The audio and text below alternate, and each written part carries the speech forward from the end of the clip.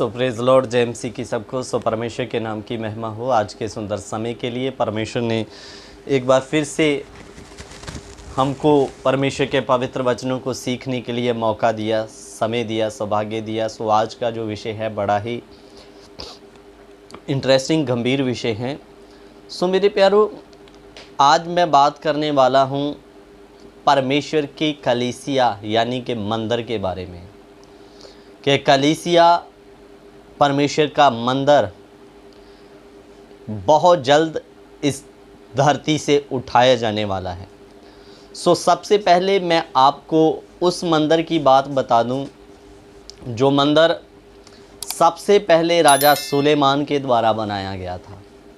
सो राजा सुलेमान ने उस मंदिर को बनाया जो यरूशलेम में मंदिर था। उसमें प्रभु यीशु मसीह भी कई बार में जाकर प्रार्थना किया। सो मेरे प्यारो, सुलेमान के द्वारा वो मंदिर बनाया गया, फिर जिसको बेबीलोन ने लगभग 586 बीसी के आसपास नष्ट कर दिया मेरे प्यारो। फिर 70 साल बाद फिर से यहूदियों ने उस मंदिर का निर्माण किया और मेरे प्यारो 70 एडी में रोम के द्वारा फिर से दोबारा उस मंदिर को जला दिया गया। सो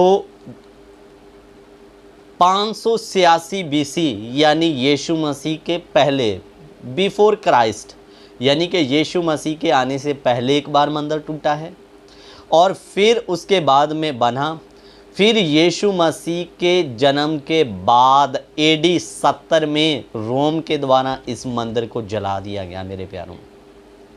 सो इसीलिए यीशु जब मंदिर में प्रार्थना करने गया, मत्ती जब हम 24 अध्याय पढ़ते हैं तो वहाँ पर चेलों ने कहा कि उस मंदिर की प्रशंसा और वाहवाह करके यीशु को बताया और यीशु कहता तुम इस मंदिर की ईंट पत्थर में से पत्थर भी ना छूटेगा, यानी कि ये नष्ट किया जाएगा, उनका कहने का मतलब था। सो मेरे प्यारो, अब ये मंदिर इस दुनिया पे आपको नहीं मिलेगा।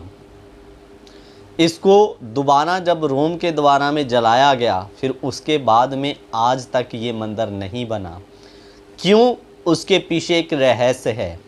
क्योंकि यीशु मसीह का एक वायदा है, यहाँ 2 या 3 मेरे नाम पर इकट्ठा होंगे उनके बीच में मैं उपस्थित हूँ। ये मंदिर नष्ट हुआ, उधर में परमेश्वर ने अपनी उपस्थिति के लिए कलीसिया को पैदा किया।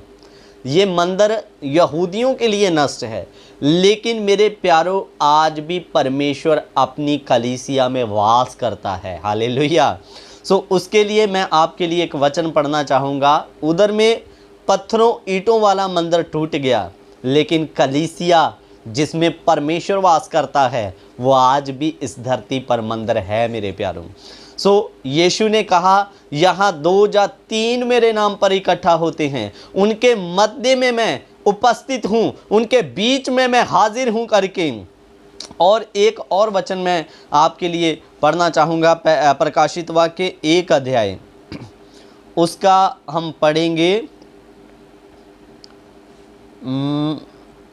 12 वचन। प्रकाशित वाक्य 1 का 12। तब मैंने उसे जो मुझसे बोल रहा था देखने के लिए अपना मुंह फेरा और पीछे घूमकर मैंने सोने की 7 दीवटें देखी, 13 भी, और उन दीवटों के बीच में मनुष्य के पुत्र सदृश एक पुरुष को देखा। सो इधर में लिखा, पहले वो कहता मैंने सोने की 7 दीवटें देखी। ये सोने की 7 दीवटें 7 कलीसिया को बताती है। वो 7 कलीसिया कौन सी है? Ephesus, Smyrna, Pergamum, Thyatira, Sardis, Philadelphia. प्रकाशित वाक्य 1 का 11 में आप पढ़ सकते हैं। आप कहोगे ये 7 दीवटें कैसे कलीसिया को बताती है? वचन स्वयं क्लियर करेगा। उसके लिए आप 1 का 20 भी पढ़ लें। अर्थात उन 7 तारों का भेद,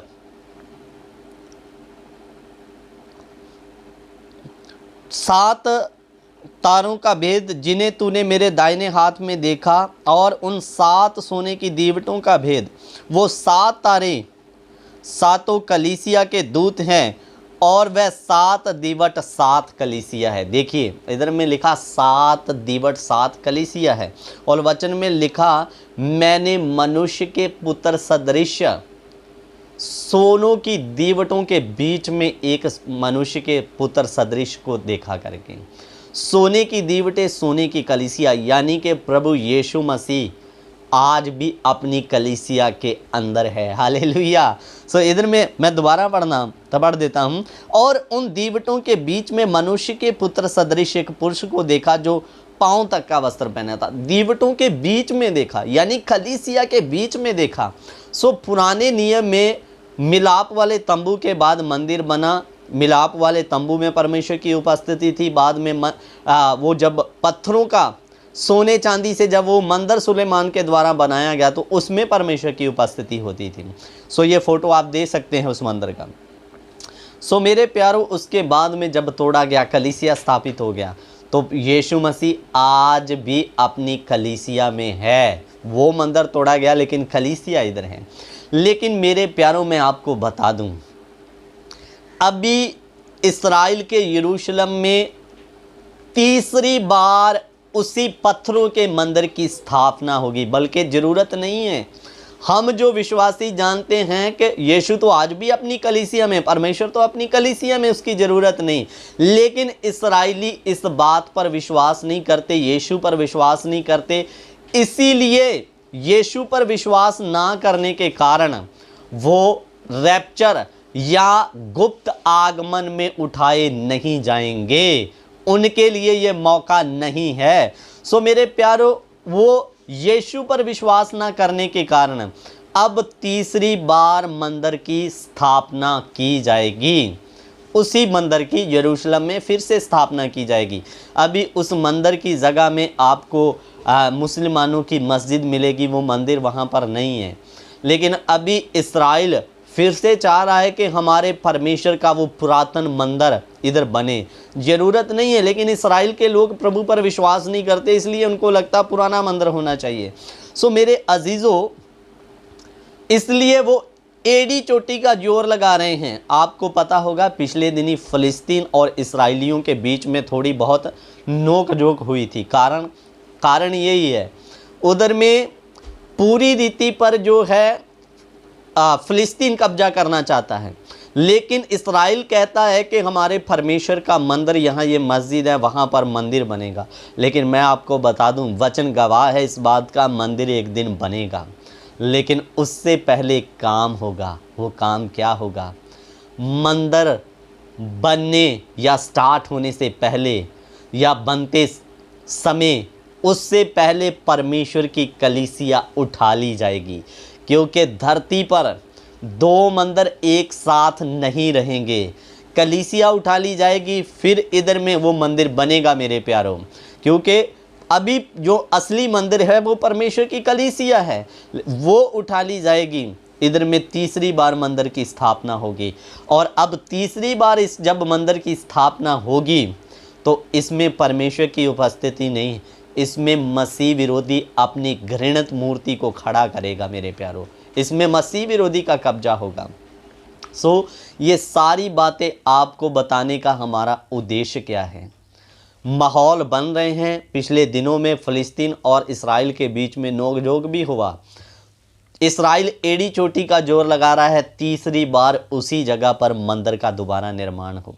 मेरे प्यारों, तैयारियां हो रही है, मंदिर बनेगा भी, लेकिन उससे पहले परमेश्वर का मंदिर कलीसिया इस धरती से उठा लिया जाएगा। क्योंकि दो मंदिर एक साथ नहीं रहेंगे, एक उठाया जाएगा, दूसरा पत्थरों वाला मंदिर इधर में निर्माण हो जाएगा।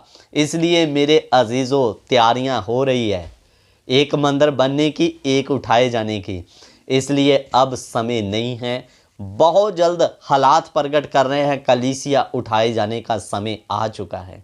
सो तैयार हो जाएं। आप हमेशा सुचेत रहें, सावधान रहें, वचन के अनुसार जीवन जिएं।